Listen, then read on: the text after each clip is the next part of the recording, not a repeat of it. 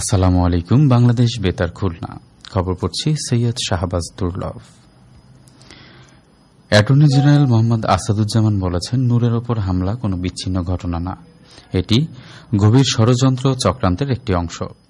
তিনি আজ ঝিনাইদহ চুয়াডাঙ্গা মহাসড়কের পাশে বিটিভি সেন্টার এলাকায় জাতীয় বিশ্ববিদ্যালয়ের আঞ্চলিক কার্যালয় উদ্বোধন শেষে সাংবাদিকদের এক প্রশ্নের জবাবে একথা বলেন। অ্যাটর্নি জেনারেল বলেন, জাতীয় পার্টি ১৯৮২ সাল থেকে ৯০ সাল পর্যন্ত মানুষের রক্তের সঙ্গে বেইমানি করেছে। তারা জুলাই বিপ্লবে আওয়ামী লীগকে সহযোগিতা করেছে। তারা তাদের পুরনো ইতিহাস উন্মোচন করেছে। তাই তাদের নিষিদ্ধের যে দাবি উঠেছে তা আইনগত দিক যাচাই বাছাই করে পদক্ষেপ নেওয়া হবে। পরে তিনি শহরের কেসি কলেজ চত্বরে এ উপলক্ষে এক আলোচনা সভায় প্রধান অতিথি হিসেবে যোগ দেন। এই উপলক্ষে বক্তৃতায় অ্যাটর্নি জেনারেল মোহাম্মদ আসাদুজ্জামান বলেন, ঝিনাইদহ জেলা হল খুলনা বিভাগীয় জেলাগুলোর প্রাণকেন্দ্রে অবস্থিত। আঞ্চলিক কার্যালয়ের অধীন খুলনা বিভাগের ৫টি জেলা অন্তর্ভুক্ত রয়েছে। এর ফলে জাতীয় বিশ্ববিদ্যালয়ের আঞ্চলিক কার্যালয় ঝিনাইদহে প্রতিষ্ঠা হওয়ায় চুয়াডাঙ্গা, মেহেরপুর, মাগুরা ও কুষ্টিয়া জেলার শিক্ষক কর্মকর্তাদের ভোগান্তি কমবে, আর এই অঞ্চলে জাতীয় বিশ্ববিদ্যালয়ের কার্যক্রমে নতুন গতি আসবে। তিনি আরও বলেন,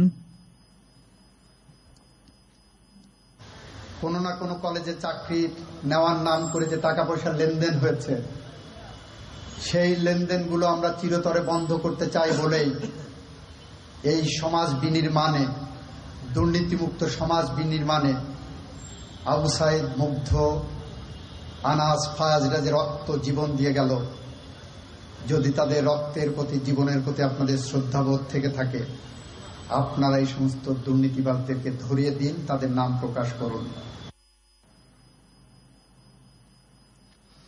জাতীয় বিশ্ববিদ্যালয়ের উপাচার্য অধ্যাপক ড এএসএম আমানুল্লাহর সভাপতিত্বে জেলা প্রশাসক, ঝিনাইদহ সরকারি কেসি কলেজের অধ্যক্ষ, জেলা বিএনপির সভাপতি, জেলা জামায়াতের আমির ও গণ অধিকার পরিষদের জেলা সভাপতি এ সময় উপস্থিত ছিলেন। দীর্ঘ ৩ মাস বন্ধ থাকার পর আগামী ১ সেপ্টেম্বর থেকে আবারও খুলে যাচ্ছে সুন্দরবনের দ্বার। খুলনার পূর্বাঞ্চলের কটকা অভয়ারণ্য সহ পুরো সুন্দরবন জুড়ে নতুন উদ্যমে শুরু হবে জেলেদের মাছ ধরা ও পর্যটকদের আনাগোনা। এরই মধ্যে পর্যটন কেন্দ্র ও অভয়ারণ্য এলাকাগুলোতে প্রস্তুতি সম্পন্ন করেছে বন বিভাগ। এবারে এর উপর শুনুন আমাদের মোংলা পোর্ট সংবাদদাতার পাঠানো একটি প্রতিবেদন। আগামী ১ সেপ্টেম্বর থেকে সুন্দরবনে মৎস্য আহরণে নামতে পারবেন জেলেরা। এই কারণে এখন প্রাণচঞ্চল হয়ে উঠেছে মোংলার জেলেপাড়া। কেউ নৌকা সারাচ্ছেন, কেউ বা সারাচ্ছেন মাছ ধরার জাল। সামনের মৌসুমকে ঘিরে চলছে জোর প্রস্তুতি। এতদিন যে নিষেধাজ্ঞা ছিল, এখন এই নিষেধাজ্ঞার সময় শেষ হয়ে গেছে। এখন আমরা সাগরে যাওয়ার জন্য প্রস্তুতি নিচ্ছি। আমরা ধরেন এই যে মাছ ধরি, আমরা অনেক টাকা পয়সা ঋণদায়ী করে, এই লাখখানেক টাকা ঋণদায়ী করে আমরা এই যে জাল দড়ি করেছি। এখন আমরা অনেকদিন তো আমরা ব্যবসা বাণিজ্য বা কোনো মাছ টাছ ধরা থেকে বিরত ছিলাম। এখন আমরা এই জাল দড়ি নিয়ে ব্যস্ত আছি। অবরোধ শেষ হবে, অবরোধ শেষ হলে আমরা আবার মাছ ধরতে যাব। সুন্দরবন করমজাল বন্যপ্রাণী প্রজনন কেন্দ্রের ভারপ্রাপ্ত কর্মকর্তা জানিয়েছেন, আগামী ১ তারিখ থেকে জেলে, বাওয়ালি ও পর্যটকদের জন্য সুন্দরবন উন্মুক্ত করা হচ্ছে। জেলেরা নির্ধারিত সরকারি রাজস্ব পরিশোধ করে পাস সংগ্রহের মাধ্যমে সুন্দরবনে প্রবেশ করে মাছ আহরণ করতে পারবেন। সেপ্টেম্বরের ১ তারিখ থেকে আমাদের পর্যটন খুলে দেওয়া হচ্ছে। প্রচুর পর্যটক আসবে, জেলে বালুরা ঢুকবে, তাদেরকেও যেন তারা পাস পারমিট নিয়ে ঢুকতে পারে, আমরা সেই চেষ্টা করে যাচ্ছি।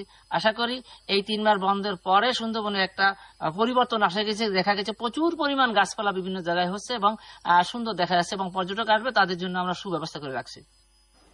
টানা ৩ মাস পর সমুদ্রে নামতে যাচ্ছেন সুন্দরবনের জেলেরা। মোহাম্মদ মাসুম বিল্লাহ, বাংলাদেশ বেতার, মোংলা। গুম হয়ে যাওয়া ব্যক্তিদের স্মরণে আন্তর্জাতিক দিবস উপলক্ষে আজ খুলনা মহানগরীর গুরুত্বপূর্ণ সড়কে এক মানববন্ধন কর্মসূচি অনুষ্ঠিত হয়। আইনজীবী, সাংবাদিক, শিক্ষক, মানবাধিকার কর্মী এবং স্থানীয় রাজনৈতিক দলের নেতৃবৃন্দ সহ বিভিন্ন শ্রেণী পেশার মানুষ কর্মসূচিতে অংশ নেন। এ সময় বক্তারা বলেন, গুম শুধু ভুক্তভোগী পরিবার নয়, পুরো সমাজকে আতঙ্কের মধ্যে ফেলে দেয়। শুধু রাজনৈতিক কর্মী নয়, অনেক সাধারণ মানুষও গুমের শিকার হচ্ছেন। এসব ঘটনার সুষ্ঠু তদন্ত ও ন্যায় বিচার নিশ্চিত করা রাষ্ট্রের দায়িত্ব। একটি মানবাধিকার সংগঠন অধিকার এর আয়োজন করে। যশোর থেকে প্রকাশিত দৈনিক রানারের সম্পাদক RM সাইফুল আলম মুকুলের ২৭তম মৃত্যুবার্ষিকী উপলক্ষে এক স্মরণসভা আজ যশোর প্রেস ক্লাব মিলনায়তনে অনুষ্ঠিত হয়। প্রেসক্লাবের সভাপতির সভাপতিত্বে প্রেসক্লাবের সহসভাপতি ও সাধারণ সম্পাদক সহ বিভিন্ন প্রিন্ট ও ইলেকট্রনিক মিডিয়ার সাংবাদিকগণ এ সময় উপস্থিত ছিলেন। উল্লেখ্য ১৯৯৮ সালের এই দিনে দুর্বৃত্তদের বোমা ও গুলিতে নিহত হন দৈনিক রানারের সম্পাদক RM সাইফুল আলম মুকুল। যশোরের কেশবপুর উপজেলার আসহাবে সুফফাহ মাদ্রাসা ও এতিমখানা প্রাঙ্গণে আজ শিক্ষার্থীদের মধ্যে ১২৫টি ফলদ বৃক্ষের চারা বিতরণ করা হয়। মাদ্রাসা সুপার ও পরিচালনা কমিটির নেতৃবৃন্দ সহ শিক্ষক ও শিক্ষার্থীরা এ সময় উপস্থিত ছিলেন। খুলনার তেরখাদা উপজেলায় সদর ইউনিয়নে আজ এক সড়ক দুর্ঘটনায় একজন নিহত এবং অপর একজন আহত হয়েছেন। কালিয়া থেকে আসা একটি বালুবাহী ট্রলি বিপরীত থেকে আসা একটি ইজি বাইককে ধাক্কা দিলে এ দুর্ঘটনা ঘটে। বর্ডার গার্ড বাংলাদেশ বিজিবি সদস্যরা আজ সাতক্ষীরার বিভিন্ন সীমান্তে অভিযান চালিয়ে প্রায় ৯ লক্ষ টাকা মূল্যের ভারতীয় মালামাল আটক করে। সবশেষে আবহাওয়া। আজ সন্ধ্যে ৬টা পর্যন্ত পূর্বাভাসে বলা হয়েছে অভ্যন্তরীণ নদীবন্দরগুলোর জন্য কোনো সতর্কবাণী নেই এবং কোনো সংকেত দেখাতে হবে না। খবর শেষ হলো। আমাদের পরবর্তী খবর প্রচারিত হবে সন্ধ্যে ৬টা ৫ মিনিটে ইংরেজিতে।